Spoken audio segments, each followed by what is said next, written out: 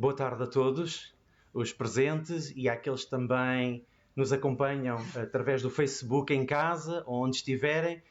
São todos muito bem-vindos a mais uma jornada, a Bíblia de Almeida, este ano sob o título Deus Fala Português. Permitem-me só também dizer que estas jornadas elas acontecem no quadro de um projeto maior que é a Década de Almeida. Até 2028, ano em que vamos celebrar o 4º centenário do aniversário do nascimento de João Ferreira de Almeida, todos os anos nós preparamos várias iniciativas e uma delas é as jornadas. Todos os anos, 31 de outubro, este ano não foi possível e pedimos desculpa por isso mesmo. Nós queríamos fazer no dia 31 de outubro passado, mas devido a várias contingências que é do domínio público não foi possível de realizar. Mas hoje estamos aqui e agradecemos aos nossos oradores, aos nossos convidados, os que estão aqui e os que estão connosco em casa, a possibilidade de continuarmos a fazer este evento. Estas jornadas elas vão ter 3 sessões. Uma sessão onde nós vamos ver um documentário, um pequeno trecho do documentário de João Ferreira de Almeida, foi para o ar realizado pela RTP2, e vamos ter o jornalista António Marujo para fazer um breve comentário e a sua análise a este trabalho cinematográfico que pela primeira vez permeia a vida e a obra de João Ferreira de Almeida. Teremos uma segunda sessão que vai ter a participação do professor Dr. Luís Fernandes e do Dr. Timóteo, que trarão subsídios para entendermos melhor quem foi este homem e também a sua tradução.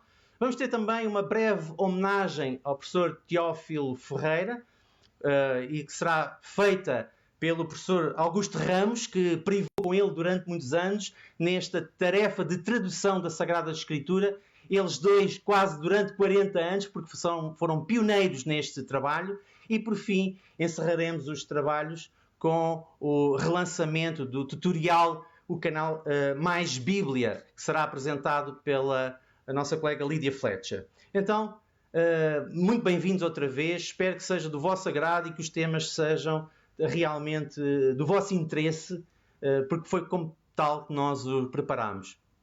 Vamos então começar com o visionamento do trailer do documentário de João Ferreira Anos de Almeida.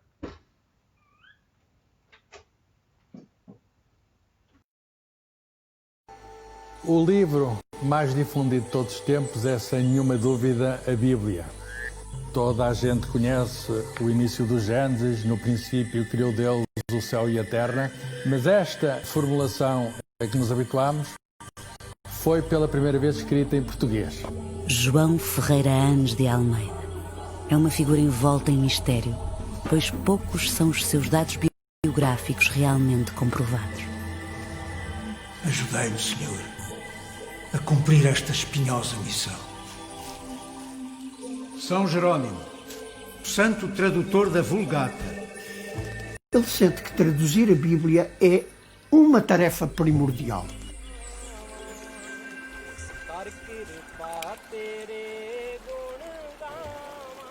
Mayang, lança agora a rede ao mar. João Ferreira Anos de Almeida, o primeiro tradutor da Bíblia para português.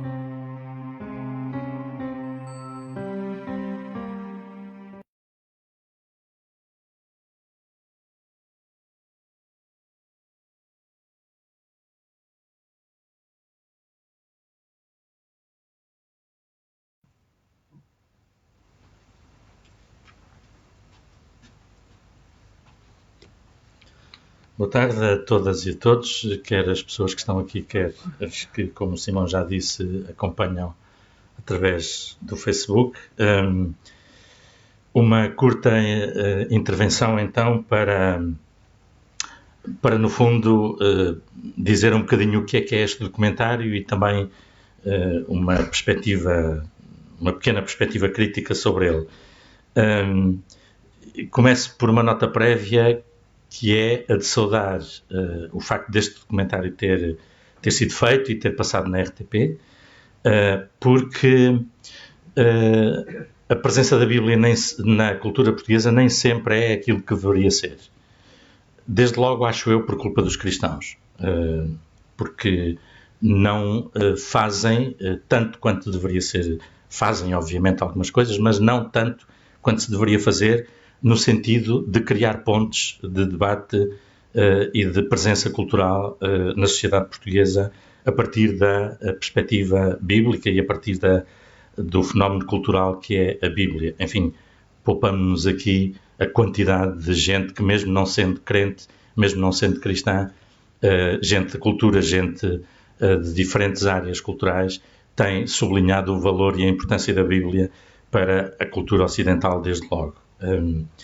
E, portanto, nesse sentido, há uma coisa muito interessante no documentário, que é ele abrir com o professor Carlos Fiolhais, que é um homem que publicamente se assume como não crente, e que é, aliás, uma das vozes que ouvimos neste trailer, professor de Física em Coimbra, precisamente ele a recordar que a Bíblia é o livro mais traduzido e divulgado de sempre. E também, isto é verdade, também para a cultura portuguesa. E isso deve-se, entre outras pessoas, também, sobretudo, enfim, em grande parte, deve-se a João Ferreira de Almeida. Todos sabemos os números dos 200 milhões de cópias de sucessivas edições da Bíblia de Almeida que já foram editadas e que, sobretudo, hoje continua a ser usada nas comunidades protestantes e evangélicas, não só em Portugal, mas também nos restantes países lusófonos, Brasil, África, etc. Sobretudo África, claro, depois Timor, aí desconheço por acaso se é muito usada ou não. O documentário foi curiosamente emitido no Dia Internacional da Tradução. Eu desconhecia esse facto, percebi depois que a data coincidiu com isso, não sei se foi uma escolha propositada ou não, se foi, ainda bem. Poderia ter sido um mês depois, no Dia da Reforma, também ficava muito bem. O Dia Internacional da Tradução assinala a data em que se celebra o aniversário da morte de São Jerónimo, o tradutor da Bíblia para latim. E, portanto, se de facto a escolha foi propositada, ainda bem, porque era uma das duas datas em que, pelo menos nesta altura do ano, em que faria sentido, ou mais sentido, passar este documentário. E o documentário o que é que faz? Passa em revista a vida de João Ferreira de Almeida, desde o nascimento em Xãs de Tavares, em Mangualde, a passagem por Lisboa, onde vive com o seu tio, que era padre e teria estudado com ele, e depois a partida para Amsterdão e daí para Malaca e depois toda a sua vida no Extremo Oriente. E no Extremo Oriente o modo como ele se lança à empreitada de traduzir a Bíblia. Num tempo, é bom recordá-lo, em que a leitura do texto da Bíblia estava ainda vedada aos fiéis comuns, quer por ignorância, porque a maior parte das populações nessa altura, nessa época, não sabia ler, quer por uma cultura religiosa que predominava ainda no catolicismo nesse tempo, que era que, de tal modo, a Bíblia era complicada que os fiéis comuns não podiam aceder ao texto porque não iam perceber e iam ficar confusos. O que é facto é que o mesmo catolicismo que dizia isto possibilitava depois que os artistas pintassem e representassem na escultura imensos quadros bíblicos, que eram uma forma de quem não sabia ler, poder ler de uma outra maneira esse texto. O facto de João Ferreira de Almeida ter aderido ao protestantismo a dada fase do seu percurso, não se percebe exatamente quando, mas alguns em Amsterdão, talvez já durante a viagem, talvez já no Extremo Oriente, leva-o a aproximar-se do texto bíblico e a encetar esse trabalho de tradução. O filme faz também isso, mostra-nos também isso, o documentário, que é vermos alguns dos exemplares mais importantes, não só da Bíblia de Almeida, mas também de traduções da Bíblia, guardados seja na Biblioteca da Universidade de Coimbra, seja no Palácio Nacional de Mafra. A par disso também, a par do seu trabalho de tradutor, também mostra a sua faceta de evangelizador e de líder das comunidades evangélicas naquela zona do globo. O que é que, na minha perspectiva, falha mais neste documentário? É menos conseguido, para ser mais justo, porque o documentário acho interessante. É que tem alguns quadros de atores que reconstituem passos da vida de Almeida e que me soam ali no documentário muito forjados, muito pouco... Quer dizer, são assim colagens muito epidérmicas. Não me parece que quer a representação, quer o modo como esses quadros são ali colocados, não me parece o mais feliz. Mas, enfim, pelo menos ajudam a perceber algumas das fases da vida de João Ferreira de Almeida, embora às vezes, por exemplo, com cenas muito imóveis, em que há uma pessoa que lê um trecho durante 2, 3 minutos, o que em televisão é muito tempo, como sabemos, e, portanto, esse é um dos aspectos menos conseguido. Uma falta que, na minha perspectiva, ali existe é uma leitura das últimas ou das diferentes versões da tradução de Almeida, desde logo, por exemplo, a última grande versão, que é aquela que foi feita pelo padre Tolentino Mendonça, agora cardeal Tolentino, de fixação do texto numa edição acompanhada ainda por cima com as obras lindíssimas, belíssimas, da pintora Hilda David, e essa incursão pelas diferentes edições, porque o texto de Almeida tem sido revisto e, portanto, essa perspectiva, essa leitura de como tem sido esse trabalho, teria sido também, na minha opinião, interessante e importante se ter feito num documentário sobre ele. Marginalmente a isto, eu acrescentaria o seguinte: 200 anos depois, 200 e tal anos depois, a versão de Almeida é, sem dúvida, uma obra maior, não só da tradução da Bíblia em Portugal, como da própria cultura portuguesa. Podemos pô-la a par da tradução do padre Pereira de Figueiredo, podemos colocá-la já a par de trabalhos mais recentes, como tem sido da difusora bíblica dos Capuchinhos, no sentido de foi essa versão dos Capuchinhos que permitiu trazer a Bíblia para os católicos, porque foi o grande trabalho que eles têm feito nestas últimas décadas que fez com que os católicos passassem também a ler o texto bíblico. Depois, mais recentemente, a Bíblia para Todos, trabalho da Sociedade Bíblica, trabalho de décadas, aliás, com algumas das pessoas envolvidas nesse trabalho aqui também presentes esta tarde, e depois, finalmente, a Bíblia traduzida pelo professor Frederico Lourenço, uma tradução literária e literal, tanto quanto possível, do texto grego da Septuaginta. Eu ontem, o Simão disse que eu sou jornalista do Sete Margens, e ontem no Sete Margens estava a publicar o 4º capítulo de um trabalho que tem 10 capítulos, de um ensaio do pastor Dimas Almeida de crítica à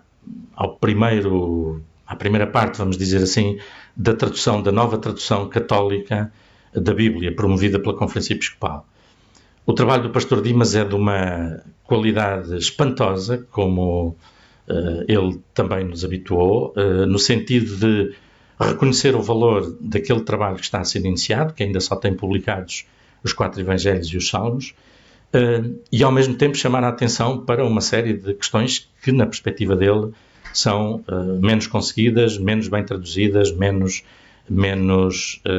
com menos qualidade. E ao estar a trabalhar esse texto para publicar no Sete Margens, portanto, como digo, já é o 4º capítulo, publicaremos mais 6 todas as semanas até perto do Natal. Eu estava a pensar, até porque estava também a pensar no que hoje vinha aqui dizer a propósito do documentário, por que não a Sociedade Bíblica, eventualmente com outras instituições, lançar uma nova tradução da Bíblia, já não em português corrente, como é a Bíblia para Todos, mas uma tradução exegética válida para o nosso tempo. Porque, obviamente, o texto de Almeida é um texto extraordinário, um texto espantoso, mas é um texto do século XVIII. É um texto que nós podemos continuar a ler e devemos continuar a ler na sua perspectiva literária, mas é um texto que muitas vezes para pessoas do nosso tempo já dirá menos, porque há palavras que já não usamos, há recursos que já não utilizamos, e se calhar esse exercício, esse desafio de promover uma grande tradução da Bíblia, igualmente com grande qualidade, a par destas 4 ou 5 que eu referi, que fosse uma tradução eventualmente do campo evangélico, mas porque não também uma tradução ecuménica, interconfessional, como é a da Bíblia para Todos, uma tradução de grande qualidade exegética e de grande qualidade literária, para o século XXI seria talvez um desafio que pode ficar-nos a partir deste documentário e do seu visionamento. De qualquer maneira, o convite é RTP Play, João Ferreira de Almeida, o documentário está acessível e pode perfeitamente ser visto em nossas casas, e esse é o convite que também fica aqui. Muito obrigado.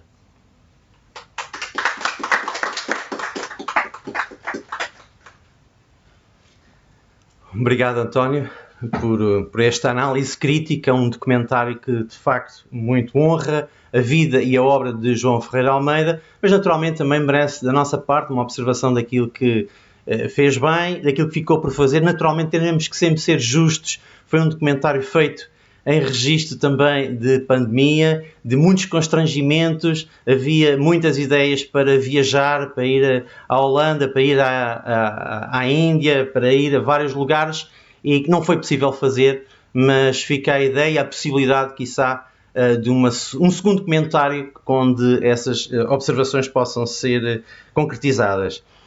Passamos de seguida para uma homenagem que nós queremos prestar ao professor Teófilo Ferreira, que foi um dos grandes obreiros que trabalharam a primeira chamada Boa Nova, a tradução Boa Nova, uma tradução para português corrente, uma tradução, um trabalho interconfessional com tradutores católicos e protestantes, e ainda temos entre nós o professor Augusto Ramos, também ele um pioneiro desse período e que privou com o professor Teófilo Ferreira. Ninguém melhor que ele para nos trazer à memória quem foi este homem, naturalmente episódios desse trabalho que fizeram em conjunto, mas naturalmente também aquilo que foi mais recentemente a partida do pastor Augusto Esperança, que foi a pessoa que encabeçou e liderou este trabalho também, e não esquecendo, mais recente ainda, a partida do padre Carreira das Neves, que também colaborou connosco e muito nos honra esse seu trabalho. Então, nós passamos a palavra para o professor Augusto, que, não podendo estar connosco aqui fisicamente, desde Óbidos se ofereceu para colaborar connosco e enriquecer a nossa tarde com a sua reflexão. Muito obrigado, Sr. Professor. Então, cabe a mim a palavra agora. Boa tarde a todos. Estou muito contente por poder participar nesta comunhão de ideias em que nos encontramos. Estou totalmente consciente de que o motivo principal é, digamos, uma meditação histórica sobre o significado da tradução do João Ferreira de Almeida. Mesmo aquela parte que me foi pedida de fazer memória da passagem do pastor Teófilo Ferreira por esta equipa de tradução, mesmo isso eu gostaria que ficasse bem integrado na tradução do Almeida, e é isso que procurarei fazer. Primeiramente dizendo-vos que o nosso trabalho de equipa na preparação de uma nova tradução tinha continuamente presente a tradução do Almeida. A equipa era muito equilibrada do ponto de vista da composição dos intervenientes entre católicos e evangélicos. Só esse facto, no fundo, praticamente todos os evangélicos que estavam connosco traziam Almeida nas citações que faziam, na maneira que, no vocabulário que utilizavam de Bíblia, e por conseguinte foi a minha grande aproximação em termos de conhecimento e de leitura da Bíblia do Almeida. A tarefa que nos incumbia era, de alguma maneira, uma tarefa alternativa à do Almeida que a Sociedade Bíblica está hoje a celebrar. O facto, no entanto, de ser alternativa não significa que seja contraposta, que seja divergente. Pelo contrário, o alternativo é afirmativo, digamos, do essencial. É uma procura de aceder à leitura mais essencial que o Almeida também já nos transmitia. Aliás, penso que posso recordar como significado de se fazer com alguma frequência uma tradução, ainda que seja, eu tenho experiência de 40 e tal anos de tradução da Bíblia em várias edições e em vários tipos de textos, ainda que seja uma experiência de alta complexidade e de muito trabalho. Estou a falar só da parte do trabalho de prestação, de leitura, de interpretação e de tradução, não estou a falar sequer da parte económica e a parte editorial. No entanto, tenho o testemunho, digamos, de um dos meus grandes professores do Instituto Bíblico de Roma, que foi também um conhecidíssimo tradutor da Bíblia, sobretudo para o espanhol, o professor Luís Alonso Schöckel, que está na base das traduções espanholas mais recentes e até mesmo da tradução litúrgica católica em espanhol. Dizia ele que uma língua que usa a Bíblia tinha de se propor como projeto empreender uma tradução nova a cada 50 anos. Um pouco pelas razões que o António Marujo dizia há bocadinho, comparava ele entre o século XVIII e o nosso século. Neste momento, e semanticamente, as línguas, digamos, do ponto de vista do estilo, do ponto de vista do significado das palavras, do ponto de vista da própria sintaxe, no fundo, tudo aquilo que constrói a identidade entre a língua usada e a experiência dos que com ela se exprimem, uma língua precisaria de uma tradução da Bíblia cada 50 anos. Já agora, agrada-me muito também, uma vez que o António Marujo fez a referência à tradução que se está a começar, digamos, destinada à liturgia católica e à participação que até agora o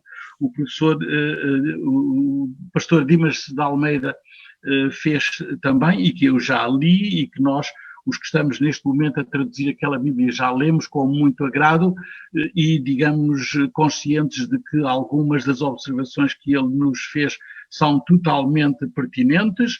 Para além do espírito ecuménico e do espírito de comunhão muito significativo que nós sentimos no discurso dele, portanto, esse tipo de ambiente, digamos, de multiplicidade de traduções convivem, comungam perfeitamente umas com as outras, daí que a tradução em que o Teófilo participou é perfeitamente enquadrável, diríamos, dentro do grande movimento de tradução da Bíblia que Almeida inicia.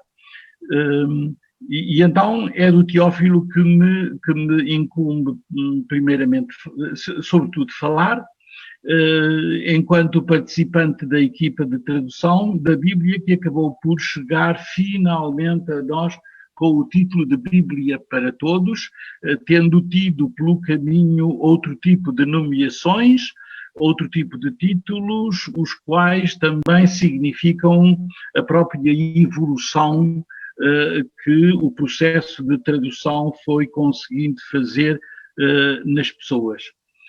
A mim, digamos, cabe-me falar sobretudo pelo facto de eu ser, diríamos, utilizando um conceito bíblico muito famoso, uma espécie de resto sobrevivente da equipa, dos principais que tomaram parte naquela equipa, sobretudo dos mais antigos, os que começaram em 70.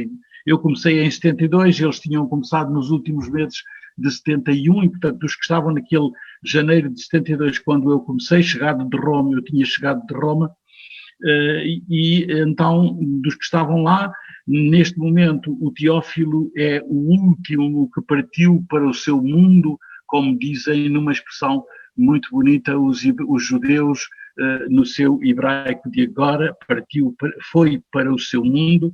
Então o Teófilo é o último desses partidos para o seu mundo. Recordo evidentemente o Esperança, que já foi nomeado aqui também, que no fundo era a grande alma, não só enquanto responsável editorial na Sociedade Bíblica, mas enquanto presença continuada nos nossos grupos de trabalho. Nunca tivemos um grupo de trabalho sem termos o Esperança presente também, mesmo que não estivesse na qualidade de tradutor, estava sempre na qualidade de hermeneuta, de intérprete também do sentido das coisas. Depois o Carreira, o Carreira das Neves, que também já foi recordado, dois outros nomes que já partiram há mais tempo, o professor Soares de Carvalho e o professor António Augusto Tavares, que estiveram também desde o princípio nesta equipa e que em princípio já estão, estes todos que eu referi, se encontram já, como dizem os judeus, no seu mundo.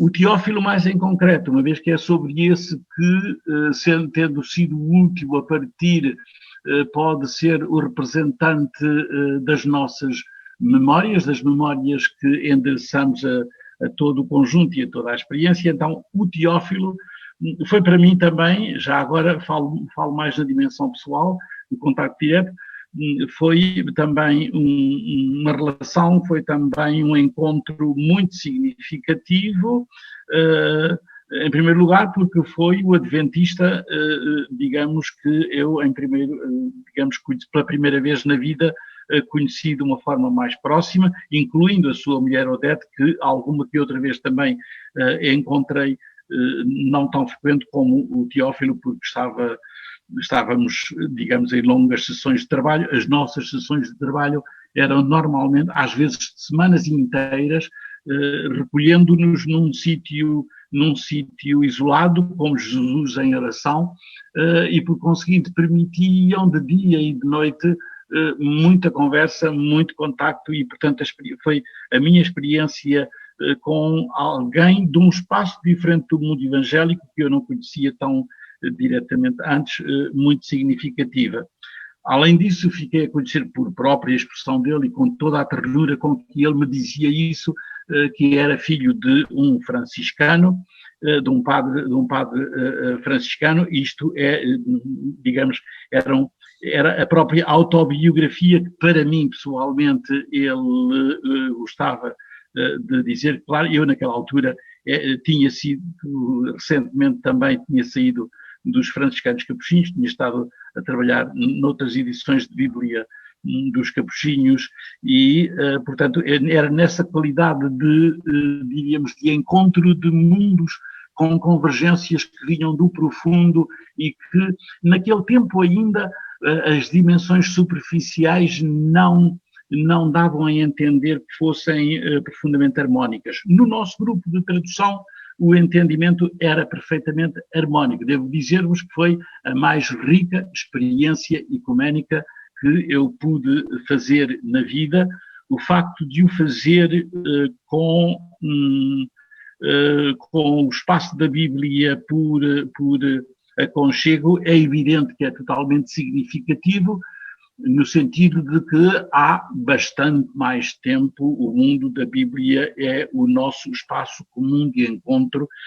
No Instituto Bíblico de Roma tive professores evangélicos vários que eram convidados pelo Instituto, que apesar de ser governado pelos jesuítas e ser um instituto pontifício, portanto a minha experiência enquanto estudioso da Bíblia já vinha com uma marcação ecuménica muito forte, que esta equipa portuguesa colocou esse tipo de encontro ecuménico muito mais ao nível da intimidade, da amizade, da espiritualidade, do afeto e, por conseguinte, com uma capacidade de enraizamento muito mais profundo. No Teófilo, aquilo que eu admirava e continuo a admirar é a sua abertura para aproveitar as oportunidades de contacto com todos os espaços. É evidente que eu celebro o facto de ele ter feito a sua primeira licenciatura na minha Faculdade de Letras, onde eu próprio também não só ensinei, como, digamos, apesar de o meu estatuto de reformado, continuo a ensinar, diríamos assim, pela abertura que me dá a condição de professor emérito, com possibilidade de todas as prestações, menos o ganhar ordenado. Então, a Faculdade de Letras é a nossa casa comum, já antes do nosso encontro na tarefa das traduções. Depois, sempre senti interessante que as deslocações que a vida lhe deu, as idas para Angola como missionário com o pai e com a mãe, lhe possibilitaram proximidades de outros espaços de aprofundamento bíblico a instituições superiores da África do Sul. Depois, o facto de ter sido pastor em Jerusalém, aproveitou para estudar na Universidade Hebraica de Jerusalém. Depois fez um doutoramento nos Estados Unidos na Andrews University, que penso que esteja ligada aos adventistas. Tudo isso muito a convergir com o trabalho que lhe foi pedido depois de professor de Sagrada Escritura diríamos assim, no espaço de estudo superior para a preparação, penso que de pastores adventistas em Colonge. Enfim, o Teófilo como sendo uma pessoa que, pela via do pastorado, isto é, pela via da atividade pastoral, pela via do acesso à Bíblia enquanto leitor de espiritualidade, enquanto leitor espiritual, trabalhar também no espaço do conhecimento e da erudição, digamos, muito ligando os mundos da fé e do sentimento religioso e da razão e do conhecimento e da erudição, essa dimensão rica que nós precisamos de cultivar e que o Teófilo, diríamos, sempre cultivou. As nossas conversas e os nossos trabalhos incidiam sobretudo no domínio, e era isso que se notava mais, no domínio, diríamos, da interpretação da Bíblia e da sua espiritualidade. Sempre notei o Teófilo como imensamente pastor na maneira como estava a trabalhar a Bíblia, e isso era uma dimensão, enfim, que eu compreendia bem e que resultava interessante. Termino por um lado que aparentemente é menos profundo, mais banal, mais pessoal, se quiserem, é que uma das razões, o pequeno foguete, diríamos assim, da nossa amizade pessoal, foi o facto de eu ter, na altura dos primeiros encontros, descoberto que o Teófilo tinha tido em Jerusalém, tinha sido pai de uma filha chamada Hélia, e eu próprio, quando estava a trabalhar com ele, tinha também uma filha chamada Hélia, com a diferença de que a Hélia dele era de nome romano, derivada do nome da cidade de Jerusalém como Hélia Capitolina, e por conseguinte, de alguma maneira, uma memória difícil, uma memória dura do ponto de vista judaico e do ponto de vista bíblico, porque foi, diríamos assim, o arrasamento mais trágico que Jerusalém passou na sua história, aquele que sofreu no tempo do imperador Adriano, com a fundação da Hélia Capitolina. Pelo contrário, a minha Hélia é de nome grego, é com H, é derivado do nome grego do Sol, e curiosamente ligamos, diríamos assim, os dois mundos da Bíblia, o seu enraizamento com a cepa aprofundada no espaço oriental e depois, para nós cristãos, a sua cumplicidade histórica incontornável com o mundo da língua grega, com o mundo da Grécia, e nesse sentido a Hélia da Roma jerusalimitana e a Hélia do mundo grego, do mundo helénico, diríamos, foi aquele tal foguete da pequena festa de amizade entre mim e o Teófilo. Terminei de uma maneira um pouco pessoal, mas diríamos quase fazendo de conta de que estou a dizer adeus de novo ao Teófilo. Muito obrigado.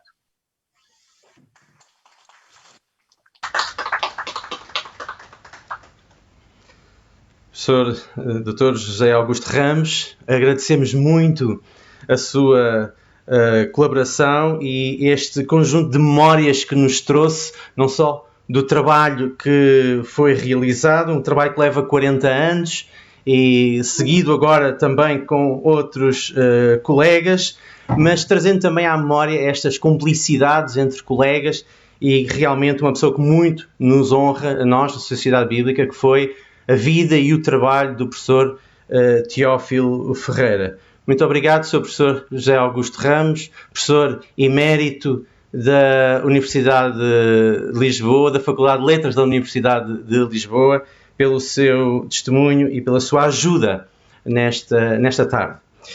Os trabalhos seguem com uma terceira sessão, que agora vamos dar lugar, como disse há pouco, um conjunto de subsídios para entendermos melhor um pouco do que é este homem, João Ferreira de Almeida, e para uma primeira parte nós convidámos o professor Dr. Luís Fernandes.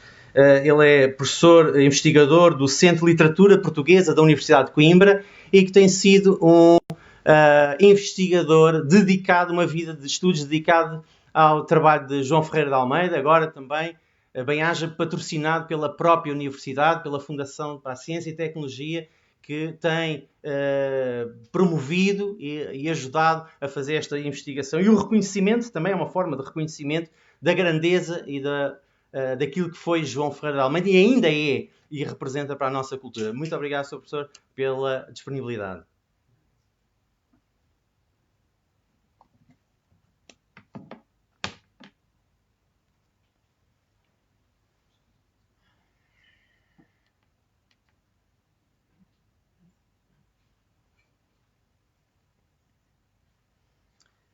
Então, boa tarde a todos. Agradeço muito pela oportunidade. Agradeço especialmente ao Simão pelo convite. Para mim é sempre uma honra, sempre um grande prazer participar. Eu tenho pesquisado esse assunto já faz um bom tempo, sempre com novidades, por ser um assunto que envolve ainda algum mistério, principalmente em termos biográficos, mas também em termos da própria tradução do Almeida. Conforme a gente se aprofunda nisso, novos dados e novas coisas vão aparecendo. Nós já ouvimos pessoas dizendo, por exemplo, que o assunto João Ferreira de Almeida já está concluído, não há mais nada a ser descoberto, nada mais distante da verdade. Na verdade, tem muita coisa para ser explorada ainda. E o objetivo dessa minha apresentação é justamente apresentar algumas das mais recentes descobertas em torno desse tema, algumas resultantes da minha pesquisa de doutorado, que eu concluí em 2016, né? E algumas ainda mais recentes com a pesquisa que eu tenho desenvolvido agora na Universidade de Coimbra, e também não só descobertas feitas durante minha pesquisa, mas também de outros investigadores e especialistas no assunto. Então eu coloquei o seguinte título assim, nessa conferência, que seria a produção teológica de João Ferreira de Almeida, né?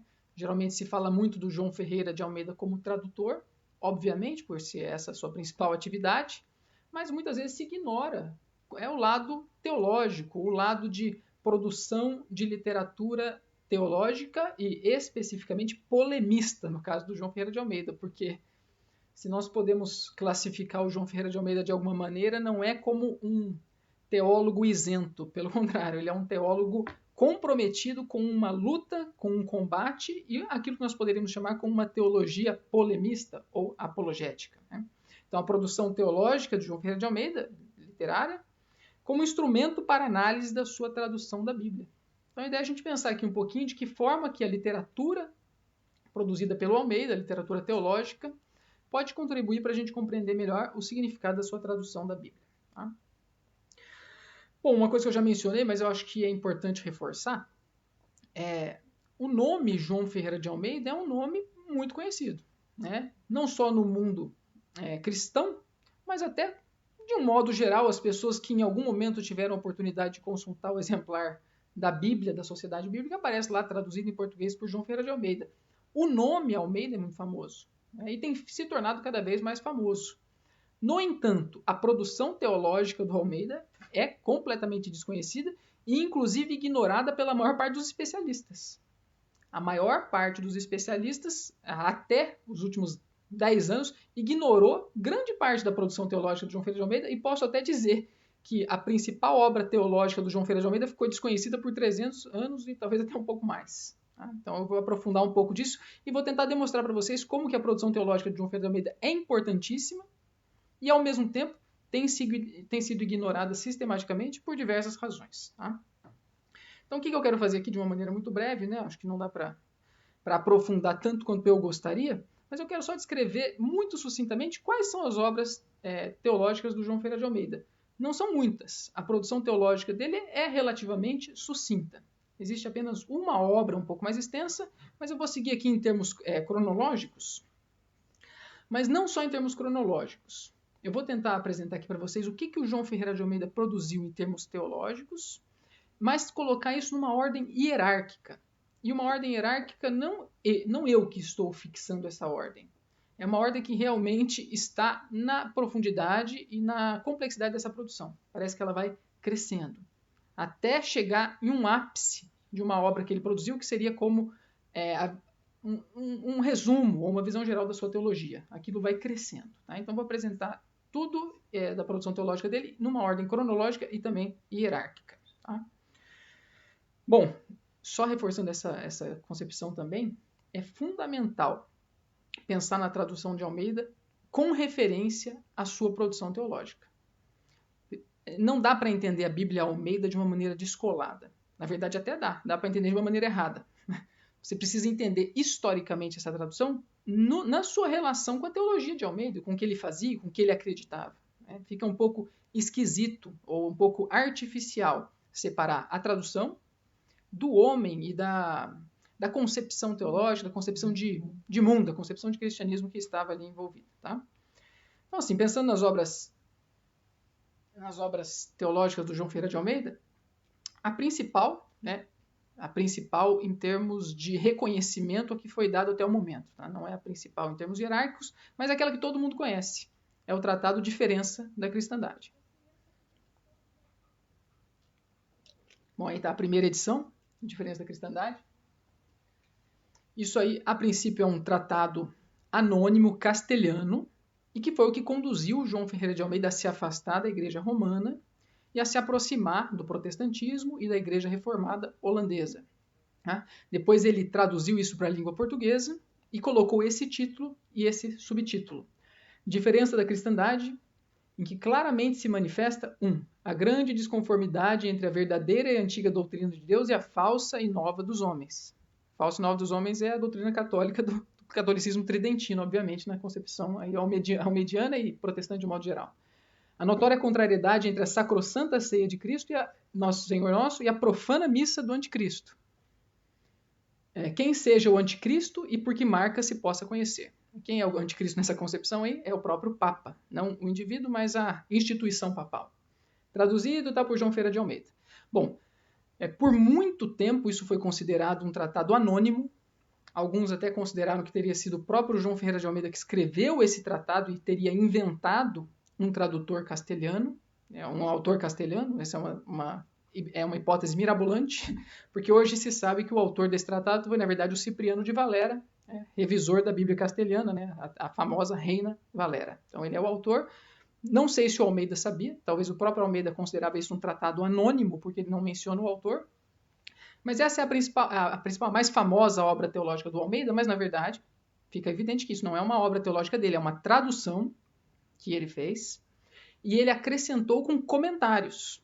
Então ele fez uma tradução desse tratado castelhano, Cipriano de Valera, um tratado curto, em 150 páginas.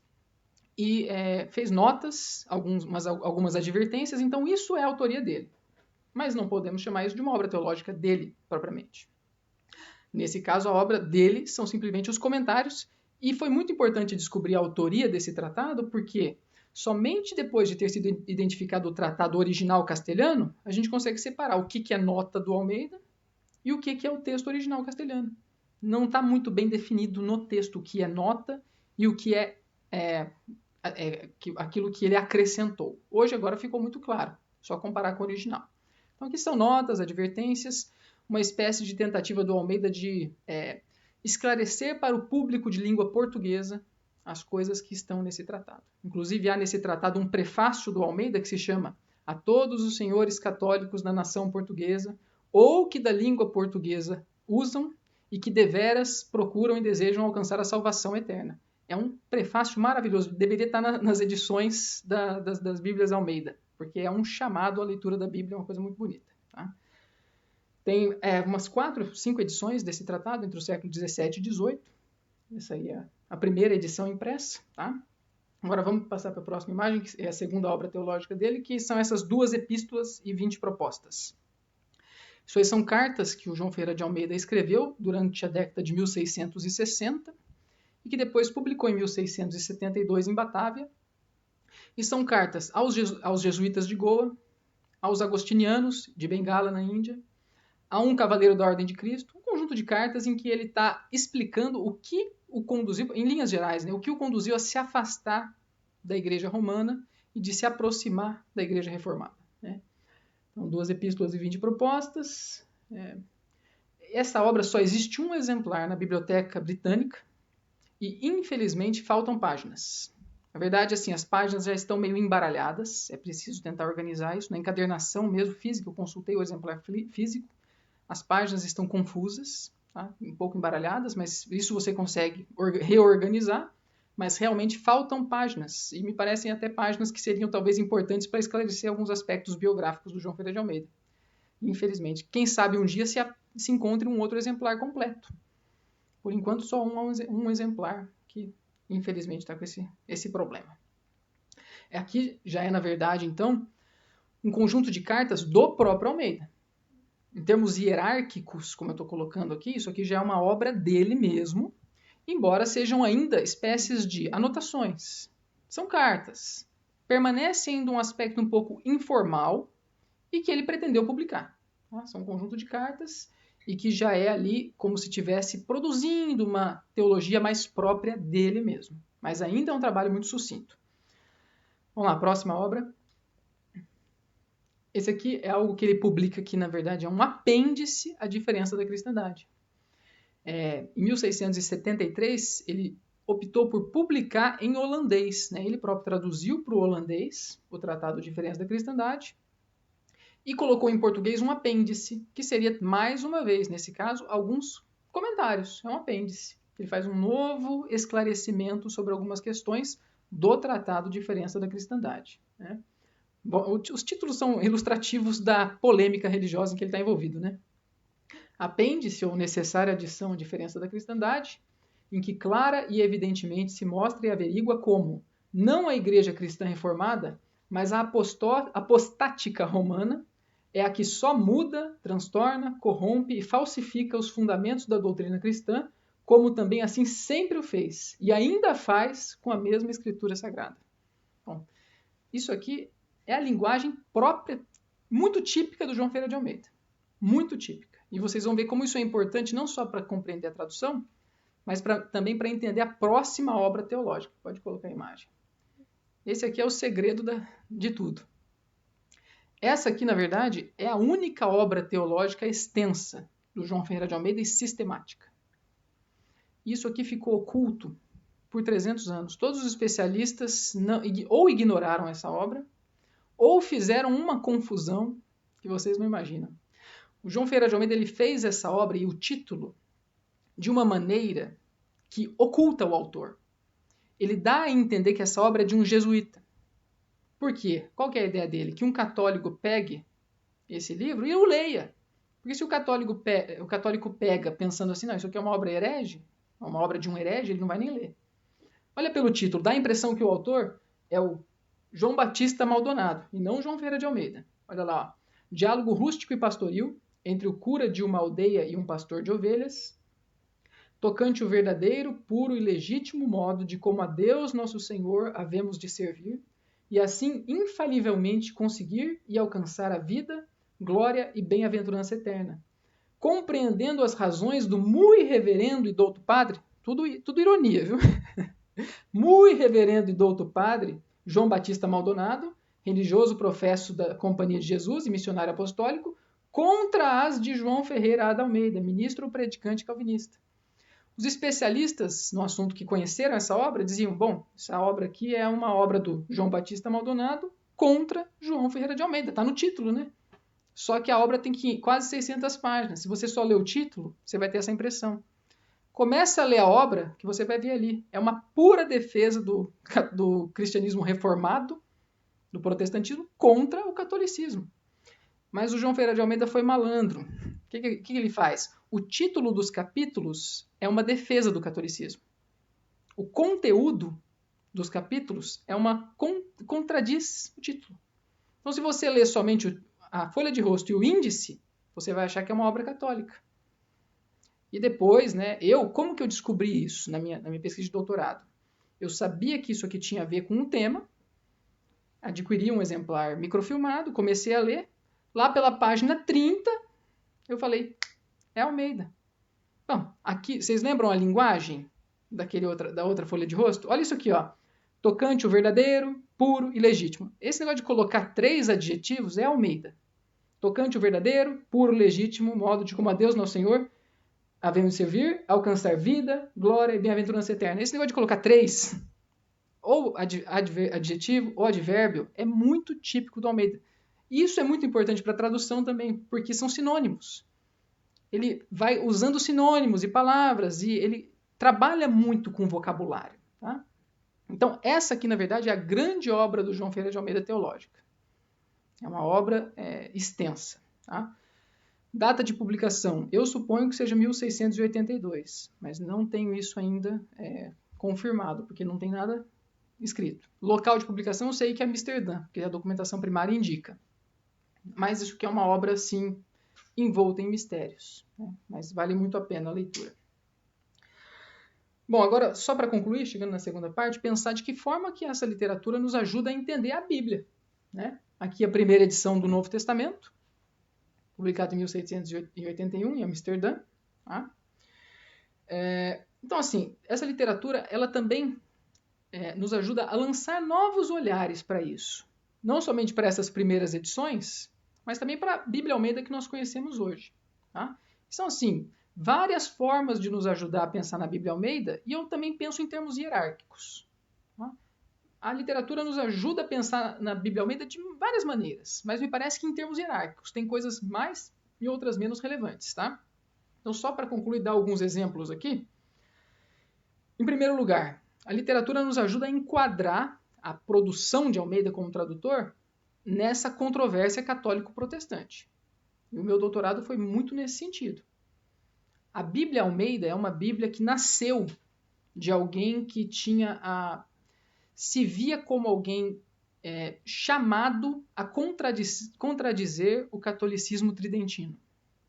Na verdade, o Almeida compreendia a Bíblia dele como o checkmate, para desmistificar aquelas concepções doutrinárias do Concílio de Trento. Isso está evidente em toda essa literatura polemista. Então, tirar a Bíblia Almeida disso é simplesmente ocultar a história verdadeira.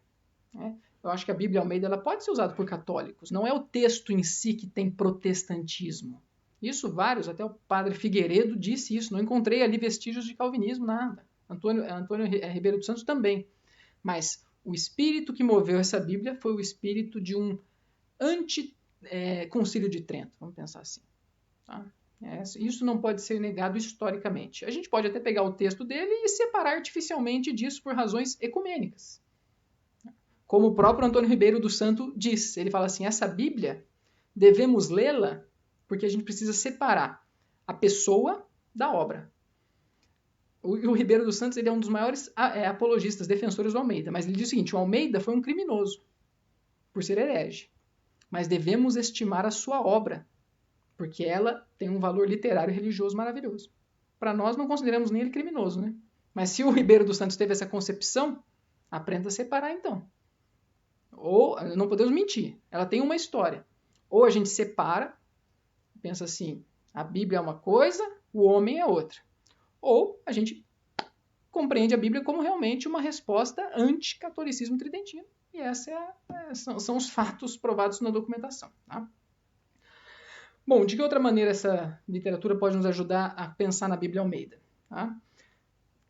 A Bíblia Almeida, desde as suas primeiras edições, é uma Bíblia de controvérsias editoriais.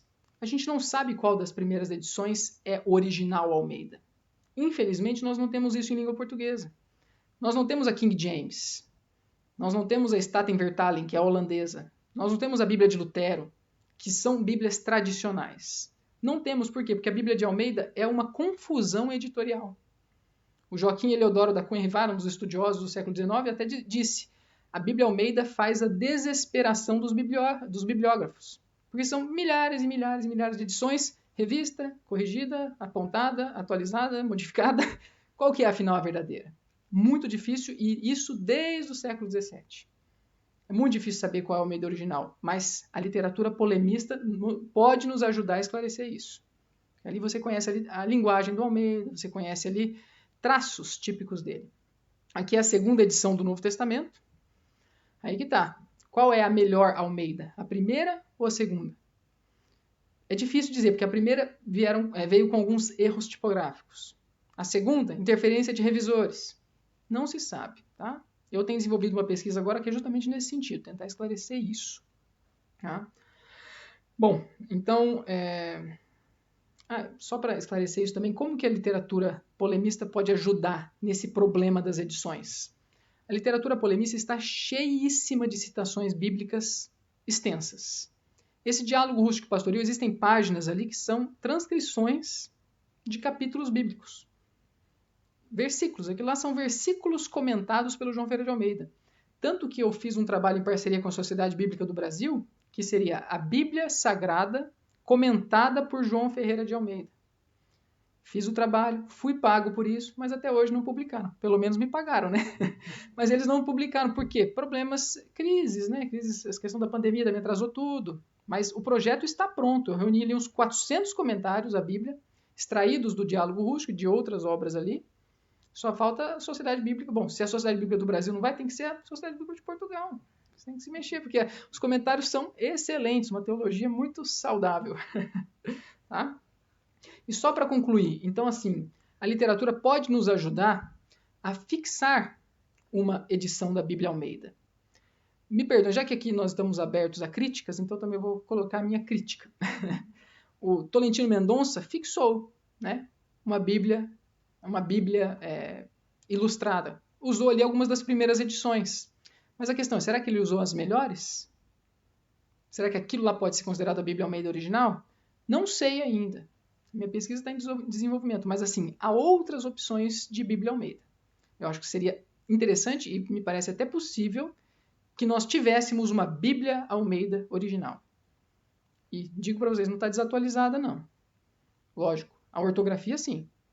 Mas aqui não é algo a se jogar fora. Não é algo a se jogar fora. Nós temos um patrimônio. Um patrimônio importante. É a mesma coisa a gente chegar hoje e dizer lá para King James, essa Bíblia aqui está desatualizada, vamos fazer uma nova. Há que se fazer novas, revisões. Mas será que o que é clássico também não tem o seu valor? Eu acho que a King James é um exemplo disso, né? Existem pessoas que têm até tatuagem da King James, né? São apaixonados pela King James. Então, eu acho que isso é algo que está em aberto, tá? Então, assim, finalmente, então só pode colocar as duas outras imagens, que são edições do Antigo Testamento, isso aqui já do século XVIII, um tomo do Antigo Testamento, aquele de Tranquebar, e esse de Batavia. Então são essas as primeiras edições que não se sabe qual é a melhor. Tá? Mas a ideia aqui é o seguinte, com a literatura polemista, explorando melhor o assunto, a ideia é, a Bíblia Almeida ela pode chegar a um patamar ainda maior. Às vezes a gente pensa que o Almeida é o primo mais pobre da King James, da Lutero, da Reina Valéria. Será? Será que a Bíblia Almeida não é pareável à Reina Valéria? Me parece que sim, e me parece que até melhor. Isso é algo que está em investigação ainda. Como a Bíblia Almeida ela foi muito revisada, retocada, e como há esse problema das edições, talvez a gente esteja hoje comendo e se alimentando do pior do Almeida. Talvez haja ali edições melhores a ser exploradas. Bom, então só isso para concluir. Muito obrigado.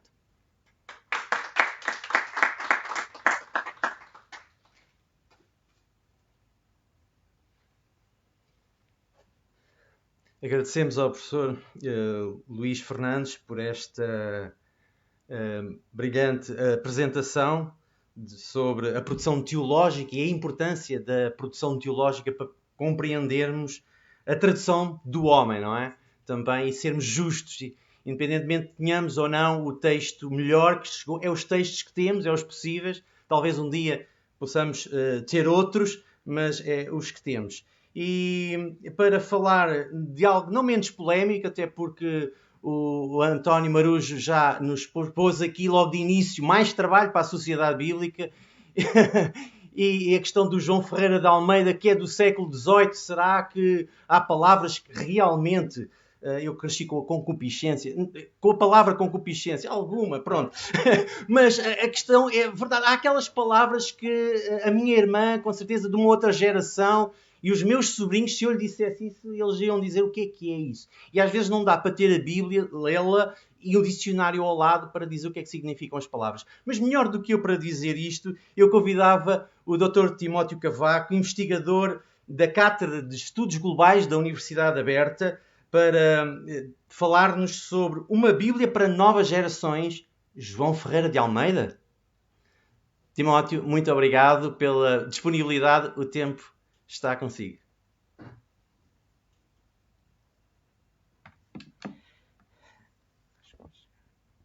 Muito boa tarde a todos. Saudar aqueles que estão aqui presentes, poucos naturalmente, pelas condições em que nós estamos, mas principalmente aqueles que também nos acompanham à distância, remotamente. Mas começar por agradecer naturalmente à Sociedade Bíblica este convite, por mais uma vez e mais um ano estar aqui também a participar nestas jornadas em torno da Bíblia de Almeida. E também já agora dizer, e acho que devo esta nota, esta pequena exposição, esta pequena comunicação que eu vou fazer nesta tarde, insere-se também num trabalho de investigação mais amplo que eu tenho estado a fazer relativamente às fontes e à bibliografia do protestantismo português, que, embora tenha tido expressão social organizada em Portugal apenas a partir do século XIX, como é evidente e como fica evidente desta apresentação, desta comunicação que o Luís Fernandes fez, vai antes e recua ao século XVII, e naturalmente sendo João Ferreira de Almeida um pioneiro, também no protestantismo em português, não no protestantismo em Portugal, mas estava eu a dizer que este trabalho insere-se em algo mais vasto que tenho estado a trabalhar e, como já foi referido, nesse sentido quero também aqui naturalmente destacar o apoio que me tem sido dado pela Cátedra de Estudos Globais da Universidade Aberta e também devo dizê-lo num contexto mais concreto, um programa que eu tenho estado a desenvolver com o financiamento da Fundação para a Ciência e Tecnologia, integrado num programa pandémico que foi lançado, chamado Verão Consciência. Portanto, devo também esta explicação aqui antes de começar a minha apresentação. E antes de ir ao desafio, ao repto que o Simão lançou, e que no fundo o António também já lançou, e o professor Ramos também já foi lançando, não é? Não combinámos, natural, e o Luís também, de certa forma, vou aqui tentar fazer uma síntese de vários desafios que foram sendo lançados, mas antes de procurar eu próprio responder a esta pergunta, e não sei se irei conseguir respondê-la, ia pedir à Lídia que passássemos aqui a um slide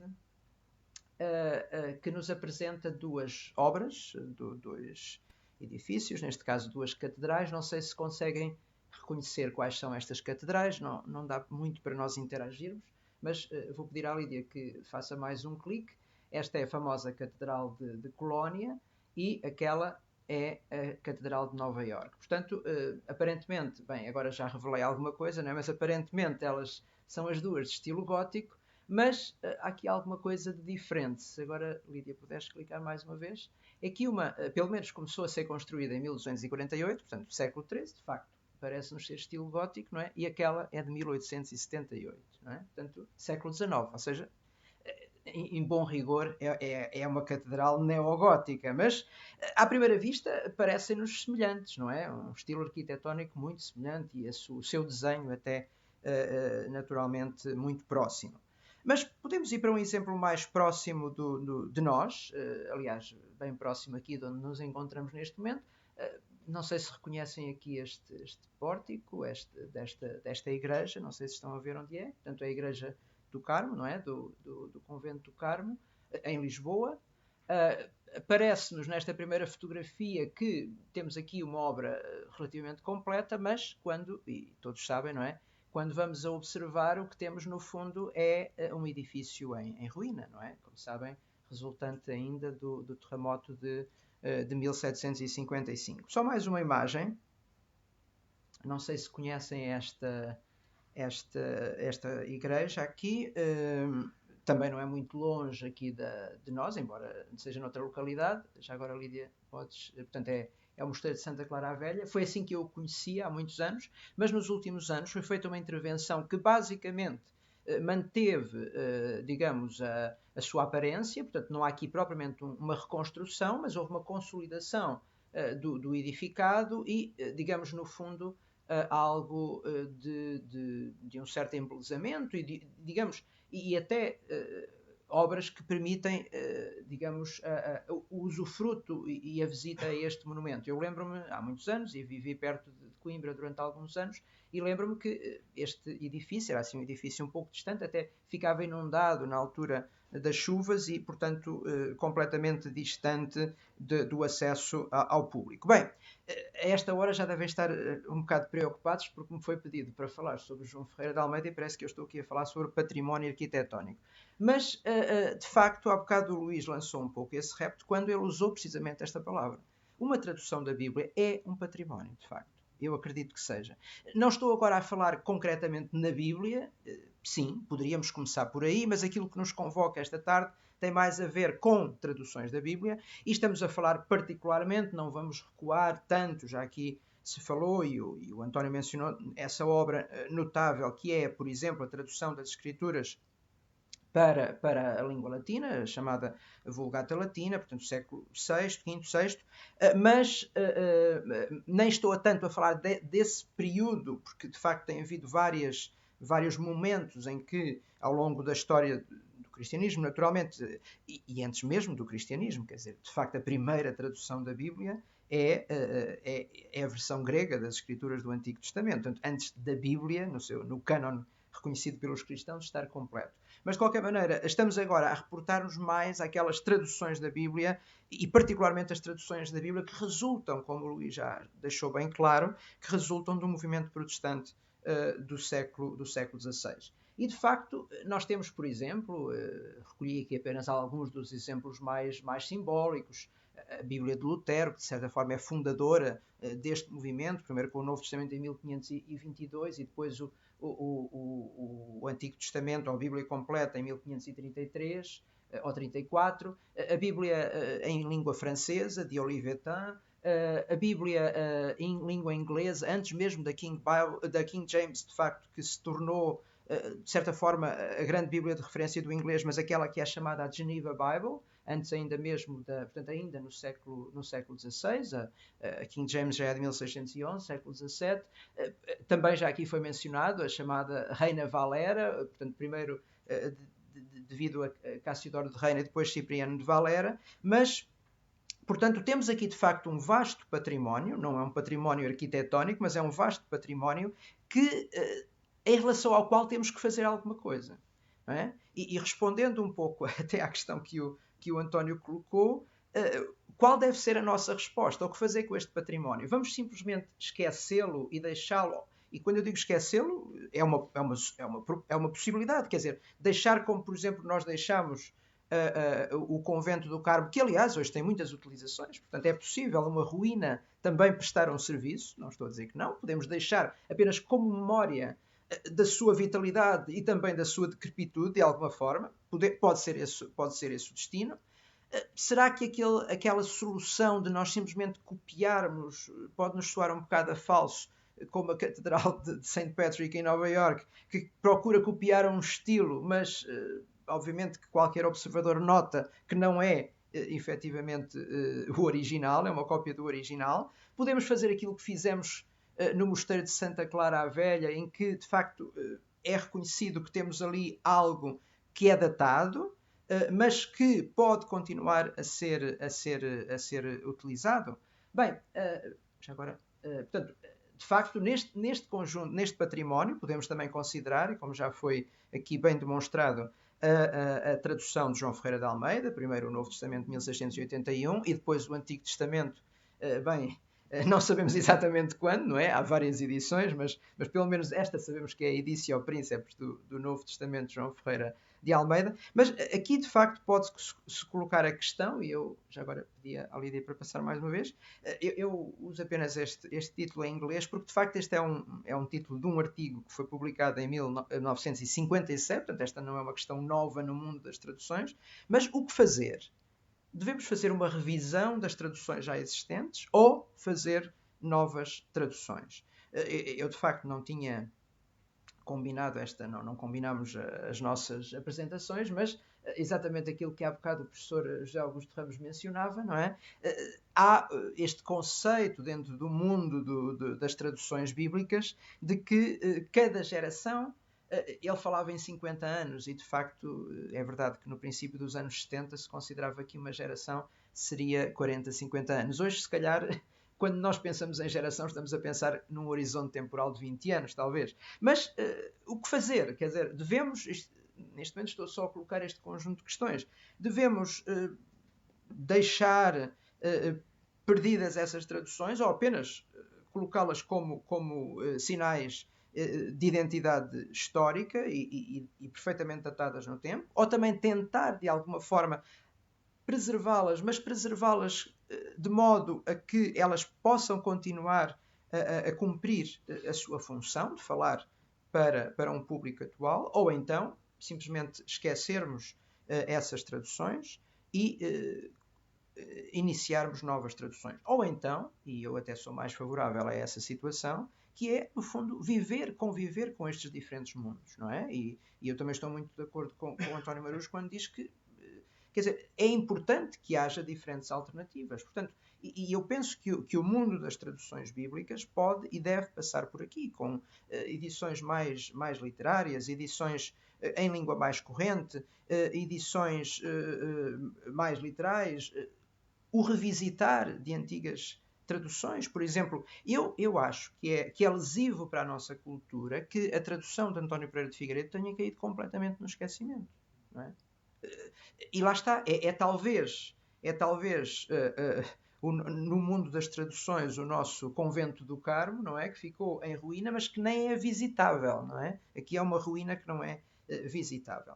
Portanto, aquilo que eu vou procurar aqui fazer nos próximos minutos, e prometo ser tão breve quanto possível, é deixar de facto, não deixando de responder, e eu acho muito apropriado aquilo que o António Marujo disse no princípio, porque não uma nova tradução, com características diferentes, por exemplo, das que temos agora, mas eu acho que seria apropriado, mas ao mesmo tempo deixaria este desafio de que o nosso património literário, concretamente em termos de traduções da Bíblia, não se torne uma mera ruína, não é? E nesse sentido, e a Sociedade Bíblica, no caso concreto da tradução bíblica de João Ferreira de Almeida, também tem estado a trabalhar no sentido, obviamente, de contrapor essa tendência que muitas vezes existe, quando, de facto, os textos antigos, neste caso, eu de uma forma geral chamo clássicos, não porque venham da época clássica, mas porque pertençam pertencem de certa forma àquelas que são as obras, às traduções pioneiras nas diferentes línguas, não é? Não estou só a falar de João Ferreira de Almeida, como também de outras línguas. Portanto, nesse percurso, digamos, de alguma forma revitalizar, manter, preservar, mas revitalizar essas traduções, eu penso que há alguns critérios, e serei muito breve a enunciar estes critérios, que devem ser tidos em conta. E alguns deles já foram, naturalmente, sendo abordados ao longo das diferentes intervenções. Um deles, que eu genericamente chamo, obviamente que a palavra é muitas vezes usada num outro contexto, mas à falta de melhor palavra, eu diria que o primeiro conjunto de aspectos são precisamente os aspectos paleográficos, depois aspectos linguísticos e também aspectos genericamente aqui designados como antropológicos. Em primeiro lugar, aquilo que eu considero como critérios paleográficos, que é em grande medida o trabalho que tem sido feito, mas que de facto o Luís nos está a ajudar a desenvolver, no caso da tradução de João Ferreira de Almeida, de uma maneira mais concreta, embora neste momento a minha abordagem seja mais genérica, já vou entrar mais concretamente no caso da tradução de João Ferreira de Almeida, mas deixem-me só enunciar estes critérios num sentido geral.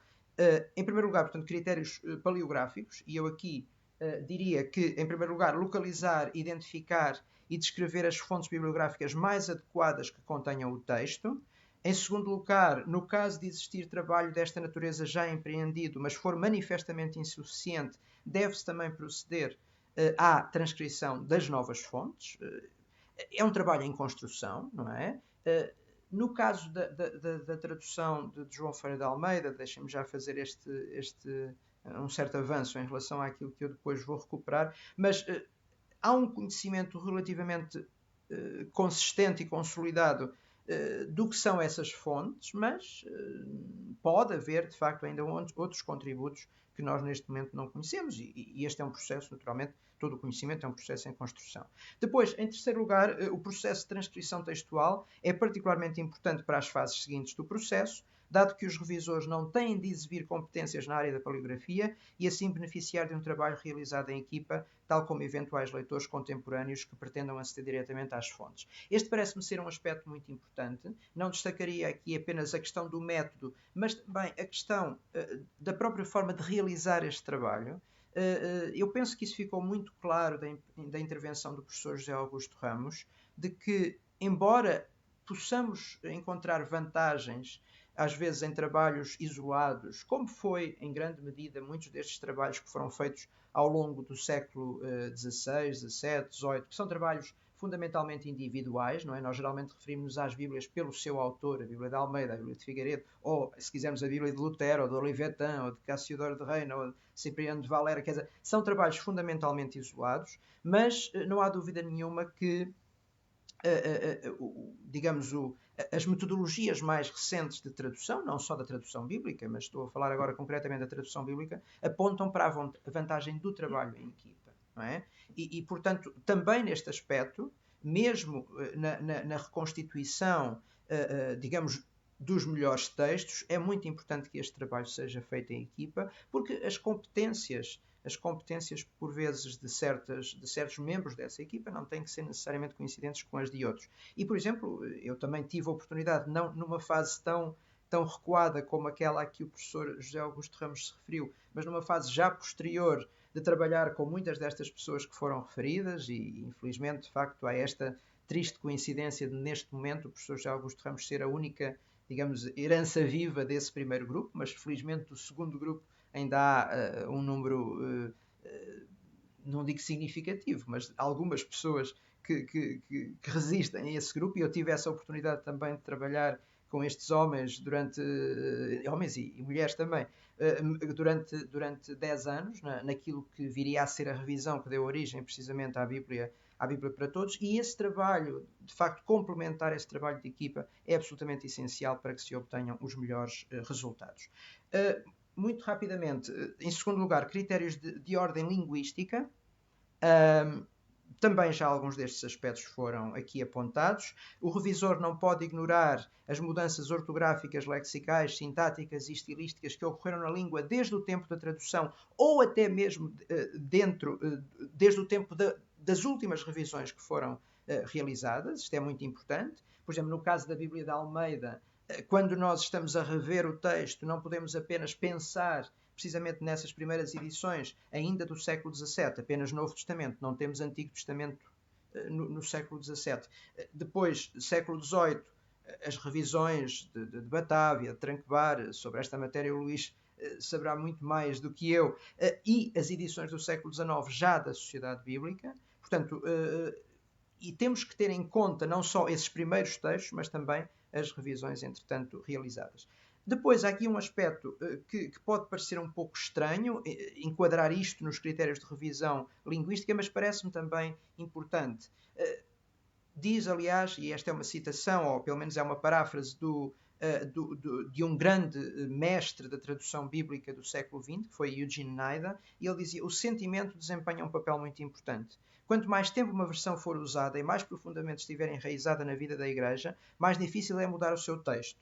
De facto, as mudanças mais importantes de significado e gramática que ocorrem numa língua são geralmente diretamente proporcionais à idade da tradução e ao grau de reverência que as pessoas têm em relação a ela. Isto significa que a dificuldade de introduzir alterações aumenta juntamente com a necessidade de tais alterações, situação esta que deixa os revisores, ou situações estas que deixam os revisores numa situação difícil. Em terceiro lugar, critérios também de natureza antropológica. Não é seguramente a minha área de investigação, mas relacionado, aliás, com um pouco, ou em grande escala, com esta questão que Eugene Nida levanta, há também que ter em conta estes aspectos antropológicos. Por exemplo, ter em conta critérios que possam aferir a efetiva relação que os públicos a quem se destina o trabalho final têm com o texto bíblico que se pretende rever. E, por exemplo, a este propósito devem ser levantadas algumas questões. Os modos de utilização do texto, as motivações que levam a pessoa ou a comunidade a elegê-lo como opção de leitura ou de uso litúrgico. De nível emocional, por exemplo, quando nós pensamos que o mesmo texto lido desde criança e ao longo de várias gerações familiares pode ser um fator determinante na escolha que se faz do texto. Por exemplo, fatores de caráter intelectual, como instrumento que aprofunda o conhecimento e a compreensão da mensagem bíblica.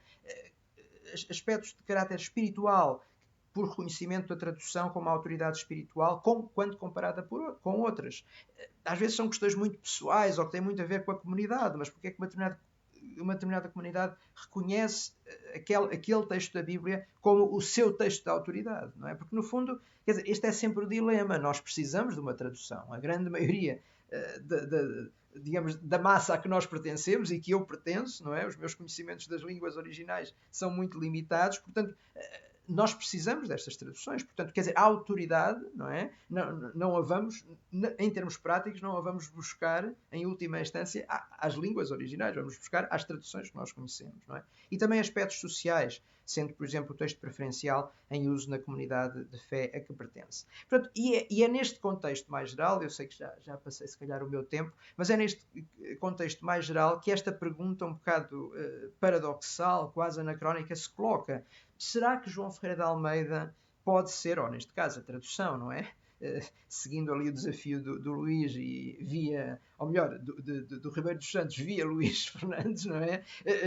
Será que podemos separar o homem, neste caso, e o seu contexto, e neste caso salvaguardar a sua obra e perceber até que medida esta Bíblia pode ser a Bíblia para as novas gerações? Eu devo dizer que esta reflexão tem estado a ser feita pela Sociedade Bíblica. Eu tenho tido o gosto também de participar neste processo, no âmbito precisamente de uma revisão que está a ser empreendida do texto de João Ferreira de Almeida, e esta pergunta tem estado a ser feita para se perceber em que medida é que, de facto, João Ferreira de Almeida, tal como falou no século XVII e século XVIII, e como falou também no início do século XIX, quando a Sociedade Bíblica começou a distribuir as edições de João Ferreira de Almeida, se ela pode continuar a ter relevância nos dias de hoje.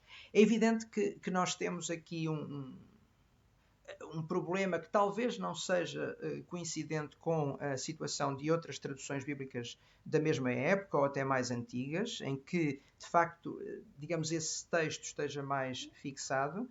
E a verdade é que, no caso de João Ferreira de Almeida, o problema adensa-se por esta pluralidade que, aliás, não é resultante apenas, muitas vezes pensa-se que é resultante dos tempos mais recentes, mas não, que é quase coincidente com o seu nascimento. Ou eu até diria mesmo que é coincidente com o seu nascimento. Para além de termos aqui também um caso único no que diz respeito à tradução de João Ferreira de Almeida. Ela é a única tradução da Bíblia das principais, ou até diria, das línguas europeias, que é feita fora do seu próprio contexto. Não é? Portanto, a tradução de João Ferreira de Almeida não nasce no seu contexto natural. Portanto, que seria naturalmente o território metropolitano de Portugal. Não é? Mesmo o caso da tradução, às vezes já me têm chamado a atenção quando eu refiro isto, o facto de Cipriano de Valera, em concreto, por questões de perseguição, ter fugido para a Holanda, para a Suíça, e de aí ter completado a sua tradução. Mesmo assim, estamos a falar num contexto europeu. Não é? Aqui estamos a falar num contexto completamente, digamos, desenraizado do seu terreno natural. Tenho que acabar. Pronto. Mas então vou ser muito rápido. E só acho que vale sempre a pena convocar aqui as palavras sábias de Eduardo Moreira, e ele dizia: no ano de 1809, quando no Oriente esmeecia a luz da nossa língua e cultura, depois de 3 séculos de prestígio, ao encerrar-se na ilha de Java a velha Igreja Evangélica Portuguesa, um correspondente da Sociedade Bíblica de Londres faz na Ilha da Madeira uma primeira distribuição do Novo Testamento. O meu ponto principal aqui, pronto, e já não vou amassar-vos muito mais, mas o meu ponto principal aqui é que, de facto, neste aspecto também a experiência da Bíblia de Almeida é muito diferente de outras traduções bíblicas, por causa precisamente desse contexto que eu acabei de falar, desta Bíblia ter surgido num contexto diferente daquela que seria o seu contexto natural. Ela é transportada no nosso território já depois de, em grande medida, um processo que se tinha passado durante o século XVIII, e que aí o Luís seria a pessoa mais competente para explicar, e já nos deu algumas luzes sobre isso. Portanto, em resumo, e se calhar vamos ficar com este slide porque não dá para irmos muito mais à frente, mas em resumo eu diria, de facto, há aqui um trabalho ainda para continuar a desenvolver dentro daqueles critérios que eu mencionei, que eu diria genericamente de caráter paleográfico. Precisamos de continuar a procurar, de facto, quais são os melhores textos de Almeida, e eu digo que talvez, não sei se é, mas eu diria que este processo de revisão que a Sociedade Bíblica de Portugal está a empreender é um processo único, porque temos essa possibilidade, e não conheço que este seja um trabalho tenha sido feito noutros contextos, mas temos de facto aquilo que nós chamamos um consultor histórico-literário, que neste caso é o Luís Fernandes, a pessoa mais competente para o fazer, para além, naturalmente, de uma equipa que trabalham os aspectos linguísticos, de modo a poder então responder a esta pergunta, e eu gostaria que, de facto, no final desta minha intervenção, nós pudéssemos dizer que é possível que João Ferreira de Almeida ainda fale para as novas gerações. Bem, vou terminar por aqui.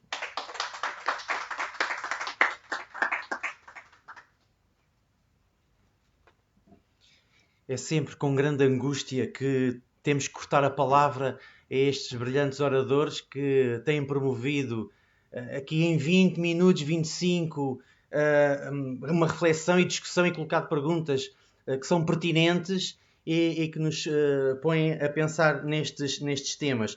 Mas tenho uma boa notícia.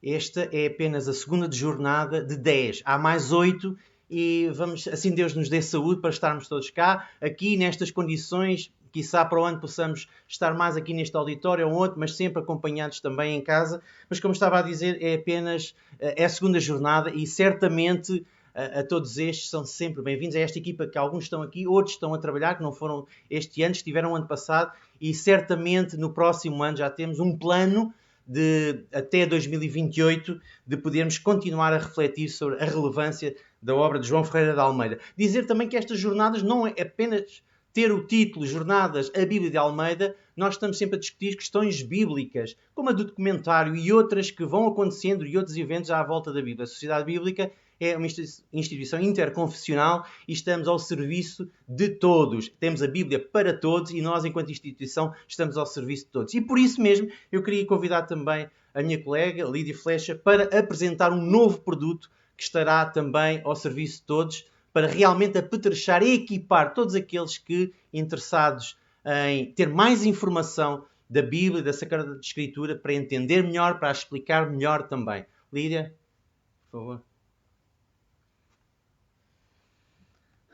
Boa tarde a todos. E de facto nós hoje aqui, já a Sociedade Bíblica tem recebido muitos desafios, não é? E acho que continuamos a pô-los em prática, e dentro da nossa missão, que tem sido de levar a Bíblia às pessoas e trazer as pessoas à Bíblia, nós continuamos dentro desta missão a querer levar e ter a Bíblia disponível para que esteja disponível a todos. E isto implica termos a Bíblia nos diferentes formatos. Temos aqui alguns desafios hoje, mas continuamos também e temos o grande desafio de ter a Bíblia também nos formatos em que todos têm a disponibilidade, todos têm acesso a ela, inclusive nos formatos digitais. E então é este o que nos traz aqui hoje também. E nós temos a Bíblia disponível gratuitamente na internet e também em apps, e está acessível para que possa estar acessível a todos nesta nova era tecnológica, não é?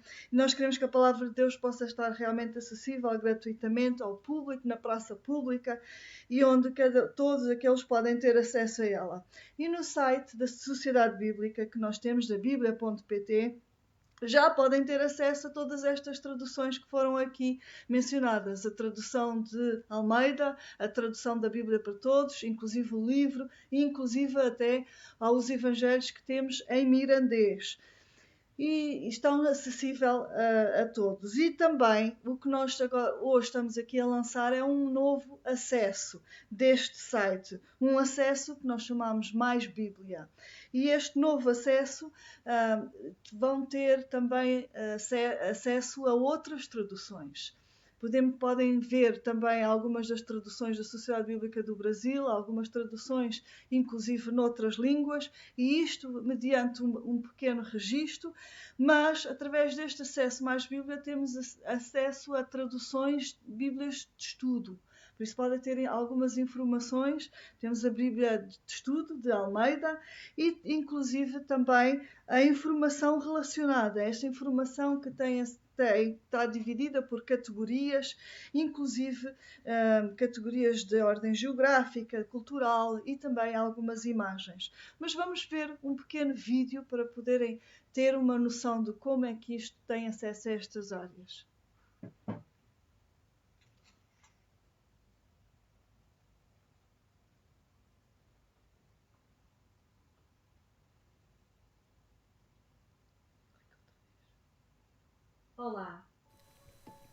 Olá, quero apresentar-lhe uma nova funcionalidade do site biblia.pt da Sociedade Bíblica.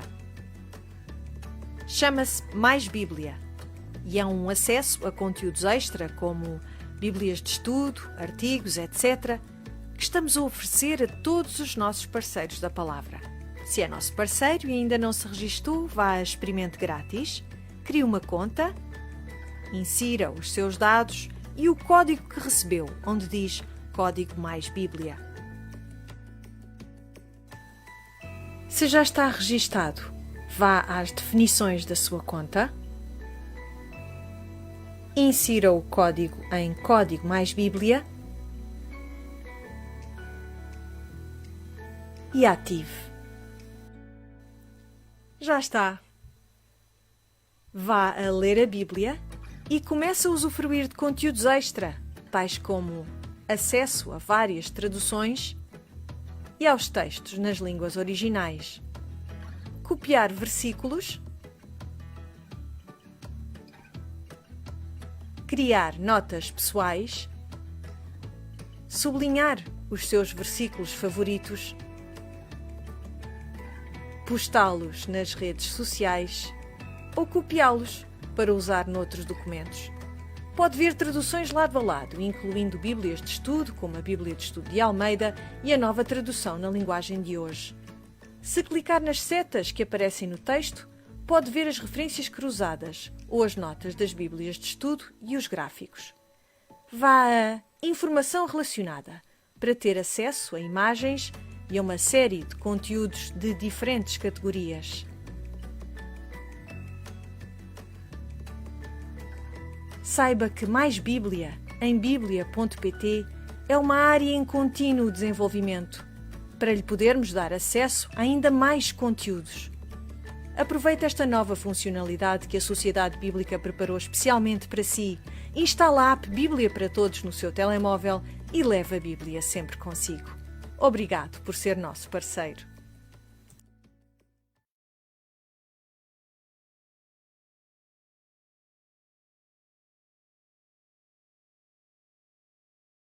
Se alguém quiser ser parceiro, nós temos parcerias desde parceiro digital que nos ajuda a desenvolver estas áreas. Temos parcerias como uma Bíblia por mês, que também dessa forma estamos a colaborar para que projetos possam receber, famílias, uma por cada mês do ano, receber uma Bíblia de forma gratuita, e também poderá ser parceiro da Sociedade Bíblica, desenvolvendo todos estes projetos que sem a sua ajuda, o seu apoio, não poderiam ser desenvolvidos. Então pode no site ir ter acesso a todas estas parcerias, envolva-se e poderá ver como ser nosso parceiro.